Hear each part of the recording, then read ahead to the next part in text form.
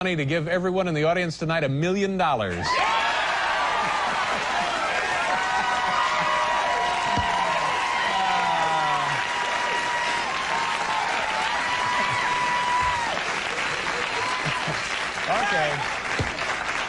Okay, we'll see what kind of mood he's in.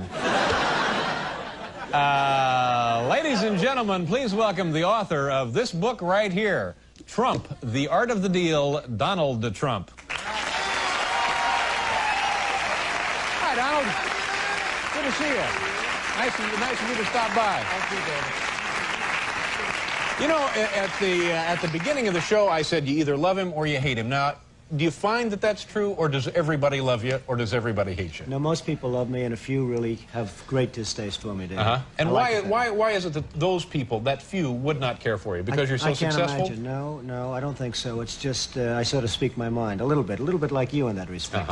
Yeah. A little bit like you. A little bit like me. Not too much, hopefully. How much are you worth right now, as you're sitting right here? Zero idea, David. It depends on what's happening with the world and the market. But the $1 million for each person in the audience sounds like it could be an intriguing idea. Yeah.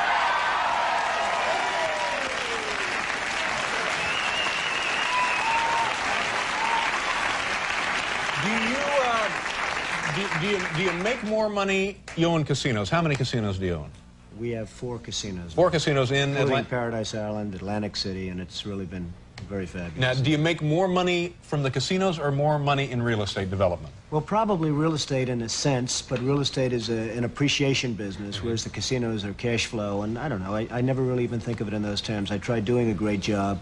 I think we have the best hotel casinos in the world, and hopefully I have the best real estate in the world with Trump Tower and everything, and that's what I like. All right, now let's get back to the assessment of your wealth for a second.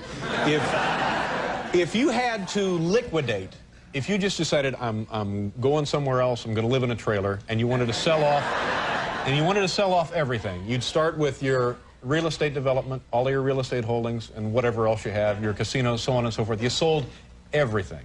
Right. How big would that check be that you put in your pocket when you headed west for the trailer? Well, I hate to disappoint, but I have zero idea, David. How come this seat is at such a low level? You know, I'm looking at him. He's got this stage rigged, folks. No. But that seat is a good six inches higher than my seat. And so am I. Huh? I see. But no, I'm serious. I think that this... I'm not going to get you off that subject. No, this is... I think this is the kind of thing that people love to fantasize about, because you were unquestionably one of the most successful men in the country, if not the world, and also one of the wealthiest. So, give us a figure that we might ponder here. You'll never get it out of me, David. You'll never get it out of me. You'll try, but you'll never get it. Let's get something like how we're going to become more successful. Let's talk about that. I read something this afternoon that said in the bank right now you have $500 million in cash. In cash. Is that a fair? Which paper did you read that in? Well, I can't divulge those sources. You have to give me the newspaper. No, just tell me, is that not true, or is that close? Am I nuts here? Well, I don't know. You have to tell me where you got that, David. This is a very unusual interview, folks. You won't put a figure, just an imaginary figure? Never would. $1 billion. You're worth $1 billion? Perhaps. Perhaps. Perhaps. Are we the low side of perhaps or the high side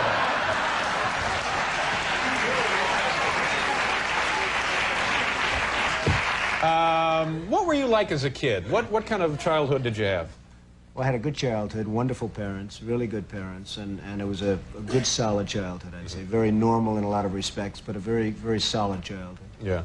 From the standpoint of family, you know. Are you a driven person? Did you jump out of bed in the morning and just... I don't think of myself as driven. I'm fortunate. I don't need lots of sleep like some people, and some people don't. I don't need that. I would say that I'm somebody that enjoys what I do, and I enjoy it so much that perhaps I do it well. But I really enjoy what I do. I don't like to think of myself as driven. I don't like to think of myself really as ambitious. I just enjoy what I do, Dave. Is what you do something you've always wanted to do? I know your father was and still is a real estate developer. My father was in the real estate business, and I've been in that and other businesses and different things. I like what I'm doing. I just enjoy what I'm doing. I love the real estate business, and I love the other businesses that I'm in. Could you have done it without your father as a support system, both emotionally and financially? Did he help you out when you were starting? The emotional was very important. I learned a lot from my father, more than anything else. I learned a lot. My father was out in sort of a tough business in Brooklyn, Queens, rent-control property and various properties, and it wasn't a great business. It was a good business, and he was a solid guy and a bright guy. And I learned a lot from my father. And I think if, in terms of support, that would be the #1 thing that I got from my father. Have you had failures, big failures? Well, I don't look at failures as failures. I think a failure is something that you really want to learn by. I would say that I haven't had too many, and I want to keep it that way. I like keeping What's the biggest bath you've taken on a deal? I don't know if I can answer it yet. I mean, let's see what happens.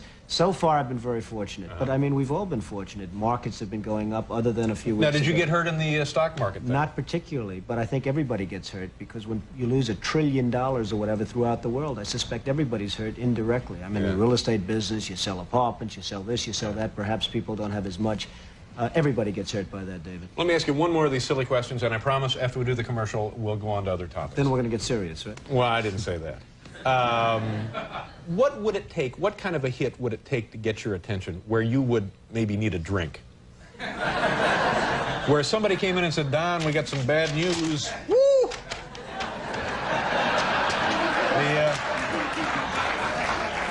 That's 7-Eleven in Akron. Well,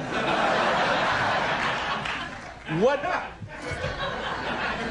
Hopefully, David, I wouldn't be in a position where I'd have to take that kind of... I know that. I know. We're just pretending. I just want to tell you that... You act like you're running for something. No. We'll do a commercial. We'll let him think some of these over and try and get a straight answer.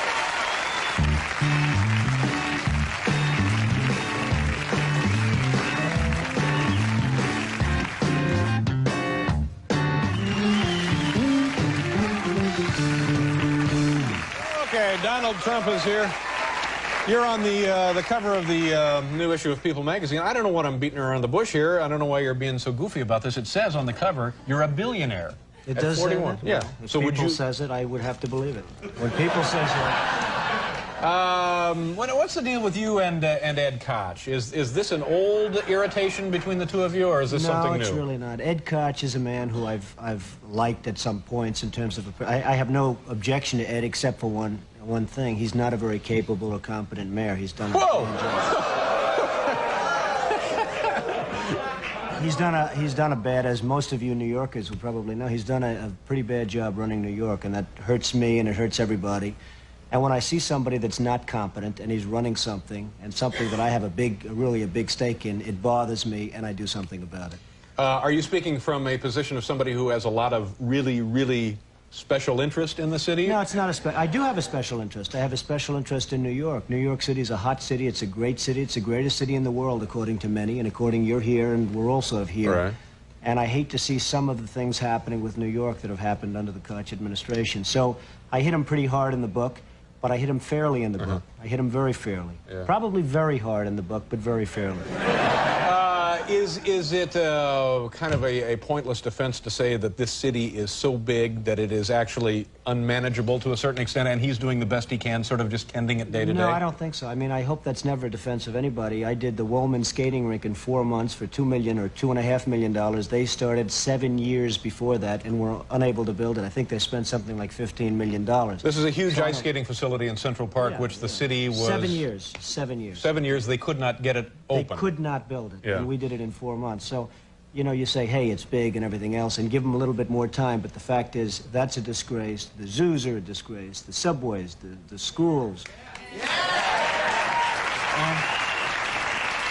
But really, David, it's really management. It's management, it's competence, it's capability, it's just basic ability, and Ed Koch doesn't have it. Yeah, but you're speaking again from the over-the-fence in private enterprise. He's trying to run a municipal administration. It can be done. You think it could be done? Absolutely. By the right person, it could be done. Yeah.